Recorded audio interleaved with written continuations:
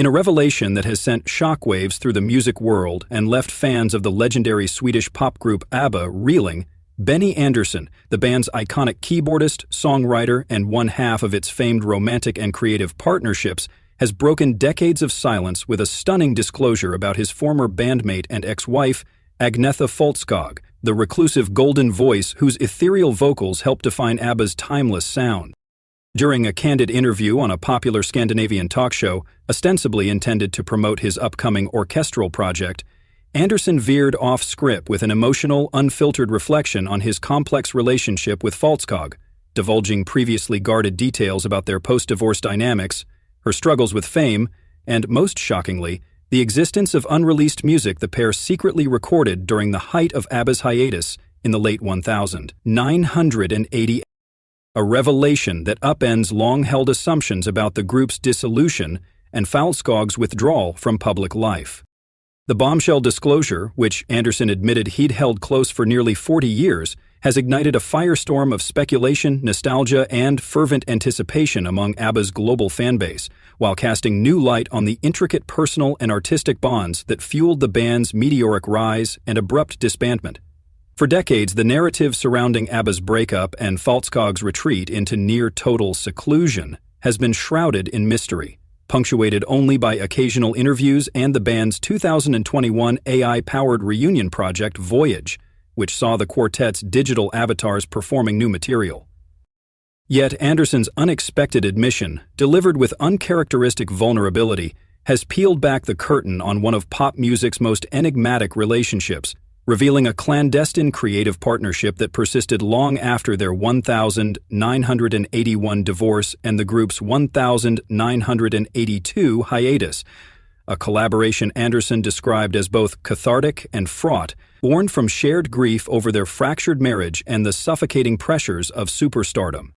According to Andersson, the unreleased recordings, a collection of raw introspective ballads and experimental synth-driven tracks, were laid down during sporadic meetings in Stockholm studios between 1985 and 1989, sessions kept secret even from fellow ABBA members Bjorn Ulvaeus and Annie Frid Lyngstad. Agnetha and I, we needed closure but also a way to speak to each other without words, Andersson confessed, his voice trembling. Music became our language. It was painful, beautiful, a kind of therapy, but we agreed it was too raw, too personal to ever release.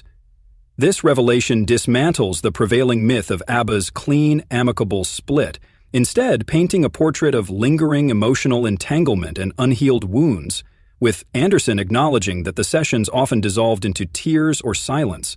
We'd start a melody and suddenly it was 1979 again. The fights, the loneliness, the ache of losing each other while the world watched, he said.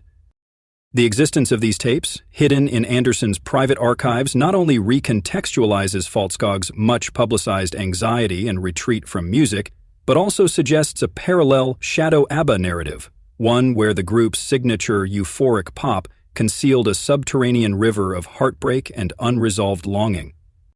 Fan reactions have been swift and visceral, with social media platforms erupting in hashtags like "Release the Benny Agnes tapes" and "ABBA Unheard," while music historians and critics scrambled to reassess the band's legacy in light of Andersson's disclosures.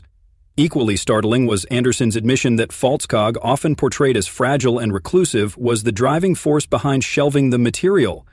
She feared it would open old wounds, he revealed, not just for us, but for the fans. ABBA's music was always about hope, even in sadness. This was something else. Yet Andersson's decision to unveil this secret now, as Faltskog 74, remains largely out of the spotlight, raises poignant questions about mortality, legacy, and the ethics of posthumous releases, a topic he touched on somberly. We're not getting younger. These songs, they're part of our truth. Maybe it's time. The interview has also reignited debates over ABBA's cultural impact, with some fans hailing the unreleased tracks as a potential holy grail of pop archaeology, while others express discomfort at exposing such vulnerability, arguing that Faltskog's privacy should remain sacrosanct. Meanwhile, the disclosure has cast Faltskog's solo career, particularly her acclaimed 2013 album A, in a new light, with critics noting echoes of the melancholic, minimalist style Andersson described.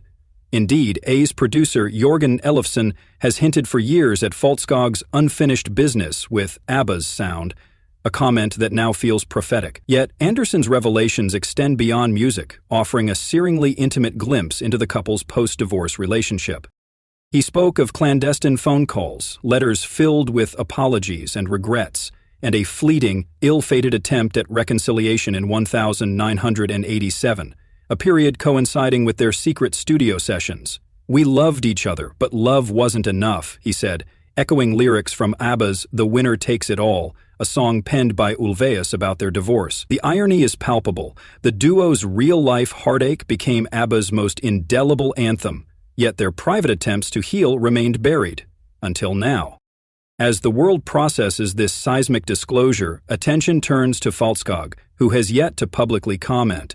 Sources close to the singer suggest she's torn between anger and relief, with one confidant revealing, "Agnetha knew this day might come.